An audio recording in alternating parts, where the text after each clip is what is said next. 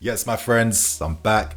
And in today's latest news, I want to discuss all the big updates around the imminent appointment of Mauricio Pochettino. I want to discuss Conor Gallagher, who's attracting interest from Borussia Dortmund. I want to talk Lukaku, as it seems like there could be a lifeline for Lukaku to return for next season. And to end things, of course, I need to give my predicted lineup for the game today against Brentford. So, honestly, you guys, been out for a few days with illness. I thought I could record yesterday. I was doing that. I'm not gonna lie, the recordings were a bit dead and I couldn't put them out there. But today, I'm feeling much better than yesterday at least, and we move on. So if you guys are happy to see me back, hit that like button. Let's get over 1,500 likes. And without wasting any more time, you know what? I'm going to start things off by giving my predicted lineup for the game against Brentford. And with this lineup in particular, I want to discuss the lineup that I want to see based on the context of right now. But before I do that, let's discuss team news. And right now, Mount and Reece James are both out for the entirety of the season. And I think this is probably the most logical thing to do right now, knowing the fact that we don't have anything to play for. Like, we're not going to get relegated, but we're not going to progress up the table. We're stuck in limbo. I've been saying that we're stuck in limbo throughout this entire season. I could see things playing out like this, like near the end, not at the start, but near the end, and things aren't too different. So right now, Mount has issues with his pelvis, so he's getting surgery for that. And Reece James has had a hamstring injury, which he's been carrying for the past few games now. He felt this against Real Madrid and decided that it's the best time for him now to get this finalized because, get ready for next season. Get ready to work on the Pochettino. Get ready for the new season. It makes too much sense right now. But on positive news, we could see Broja getting some minutes today because his recovery is going very well right now. And I have to say, if there was any player this season who was so unlucky, I would say that's Armando Broja, because I see him getting a ton more game time, and I think if we had a striker of his profile, it could have made maybe a slight little difference, but most importantly, it would have been very beneficial for Armando Broja. So that's the team news out the way. And for the lineup that I want to see, because right now I don't really care to be guessing what managers are going to do. Going 4-3-3 up front, Mudryk on the left, Felix in the middle, Havertz on the right. In midfield, Ruben, Enzo and Conor. Defence, Ben, Badia, Fofana, Gallagher and Mendy in goal. Now, for me, in midfield, it's very simple. If this is potentially going to be Ruben's last season at my football club, for God's sake, I want to see this brother play at least one more game as a number 8 in his best position. Because you can't tell me that he can't drive past opponents anymore. Because if that was the case, then why is he playing as a wing back these days? Like, it doesn't make any sense. His physicality, I think this guy is a better player than I think he gets credit for. Let him cook one more time playing in his best role. Like, why has this role been taken away from him? I don't understand. Obviously, Enzo has to be there because I think he's probably our best midfield player. And Conor on the right-hand side too, who's attracting a ton of interest, and we'll discuss him later on in this video. Up front, I think honestly up front doesn't really make a difference right now. There's no proper balance really. I think all you guys could pick your own attacking lineup, and it doesn't make too much difference in terms of goals and assists, but I'm going for this one. In my opinion, Mudryk on the left with his pace in behind. If he can free that space from, that can make a big difference. I think Felix not only makes sense currently playing a more like, false 9 type of role, which I think he could do, to be honest with you. And I think Havertz on the right hand side, that's a license to link up with the fullback on the right hand side, and most importantly, ghosts inside the box. With this lineup, you've got guys like Conor, Havertz, Mudryk. A few of these guys have the ability to go into spaces if Felix, of course, does play well and finds the right pockets of space to damage teams. But I think that's the best I can see from a lineup like this. And of course, in defence, I think it's quite self-explanatory. Fofana, Badia, been very good, great potential. Ben, and I think Gallagher on the right-hand side. Another underrated player who I think is really good to have in the squads. In hindsight, it was a bad mistake that he made for the slide tackle challenge against Real Madrid. He didn't have to do that. He was a bit too hasty. But I think, you're going to make mistakes like this if you're not playing regularly. And I think it was one of those ones, to be fair with you. So that's my lineup, of course. Ended by seeing Mendy in goal. I'm hoping I'm going to see Mendy get some minutes before this season ends. Another player I'd say would be a little bit unlucky. Injuries have worked against him because I don't think his presence alone in goal means that teams don't take as many long shots, and at least we're not conceding these silly set piece goals. So that's my predicted lineup. You guys, you can criticize me, you can share your thoughts and opinions, do what you want to do. let's get involved in this convo. And I think right now, let's discuss most likely our new manager for next season. And let's break down the big news behind Mauricio Pochettino. Based on today's latest reports, it seems like Pochettino has reached a verbal agreement now to take over and become our manager once the season ends. That's how things are going to play out, and I think contextually it makes the best sense. Obviously, we hope to complete the move to announce Pochettino by the end of this week. Let's see if that goes to plan. And obviously, based on the reports over the past few days, which I've missed, players are reportedly very enthusiastic about this appointment. And I think it's for very good reason, because it's this simple principle. I think Pochettino's ideas in football complements the players we have at this football club. I mean, we're a team that has energy to engage high up the field, to press and close teams down. We do have pace in this team right now. We have youthful inexperience. We have youthful qualities. We have fullbacks that like to get forward and overlap. We have a strong midfield that's very good on the ball. We have a defense that has pace that's very good on the ball. We have wingers that have pace too, that can affect the wide areas too. There's an identity that could be created with this team, but you have to fine tune and really address, okay, you're the guys I'm focusing on and you're the guys I'm not. But right now, the foundations are clearly here. And it seems like all Pochettino wants in the summer is not only reduce the squad, which is an obvious thing to do, but he wants to sign a 6. He wants to sign a striker and a goalkeeper too.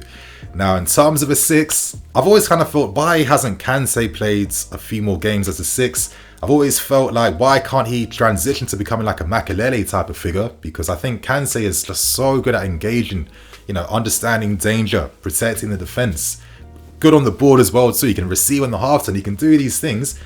I think you can get a few more years from him, but maybe that's only the idea. Maybe the reasoning is because we aren't like the tallest team in certain areas. If you have like a more physical type of 6 that can maybe even drop into defense when he needs to at times as well too, that would complement the overall team a bit more, which I can definitely understand. And I'm assuming that this same principle will apply to the striker. Someone who has a bit of physicality, some mobility, deadly in the box as well too.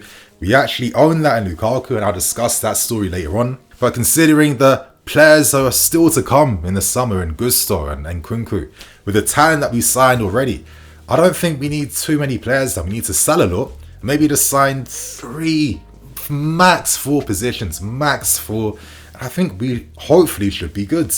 Interesting news that Pochettino would prefer to work with Mason Mount. And I kind of felt like a lot of this contract stuff with Mount, some of it's been really forced. We've known for a while that they're waiting for the summer. I think the main reason as to why now is the fact that, okay, whoever the new manager is going to be will have the ultimate say. Then we can really decide what's going to happen. And if you're Pochettino, I mean, come on.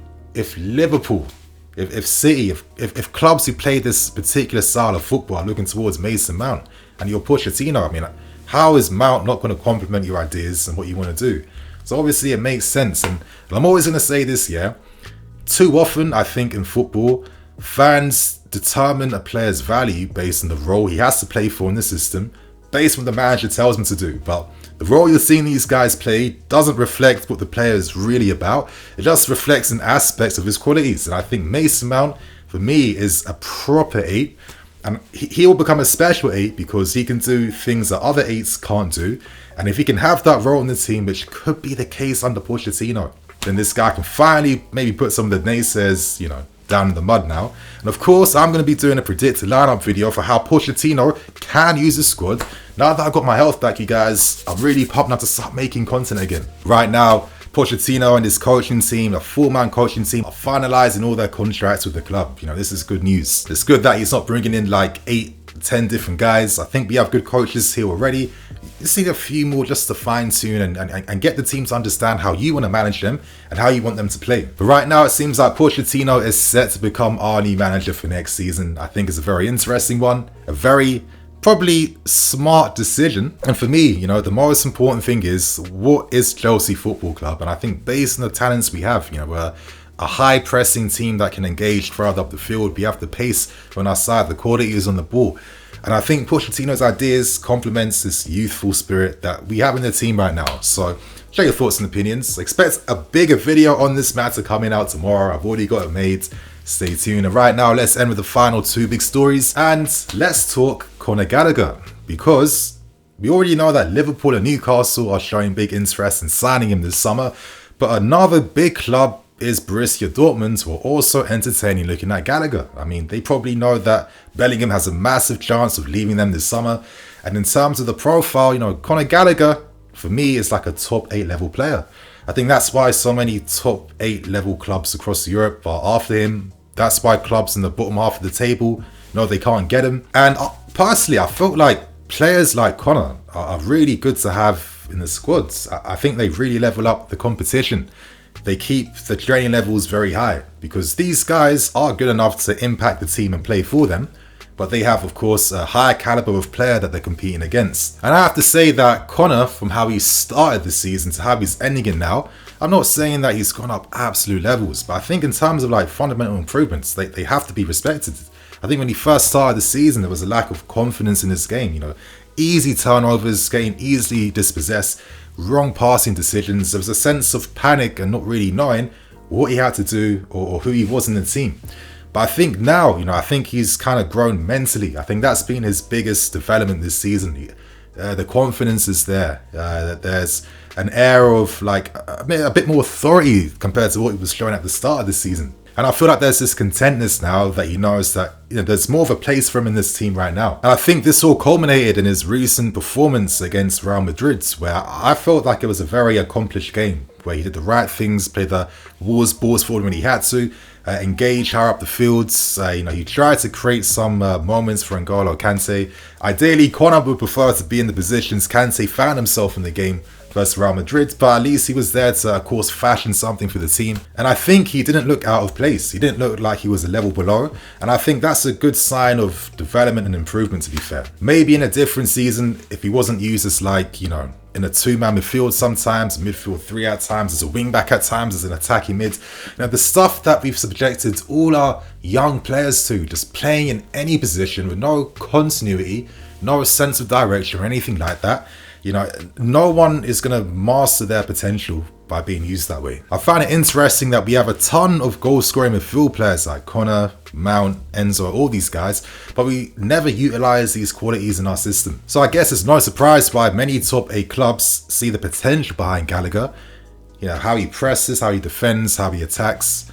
And I think this is why he is valued between 40 to 50 million, because whoever signs him is signing a player that can also grow and improve over the years. Now, in my opinion, if Conor can get on that Goretzka diet and really just kind of develop himself physically, because I think his only massive weakness is that he's very lightweight on the ball at times. He can get brushed off. He has the intensity and the aggression, but not like the proper strength to ride these challenges and to maintain the ball he's being closed down. I think if he gets that, then for sure this guy will be like a Champions League quality player. But for all the positives, I think there's also reality we have to discuss. And that reality is, how many players are you receiving 40 to 50 million for?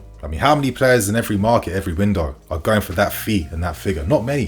And I think when you're producing a player like this from your academy, I think financially, that's something you can't really dismiss and ignore. So even though it would be a miss because it would be like, okay, there was more that Conor could have shown, I think in the context of football, in my opinion, it would probably make sense for all parties if Conor was sold.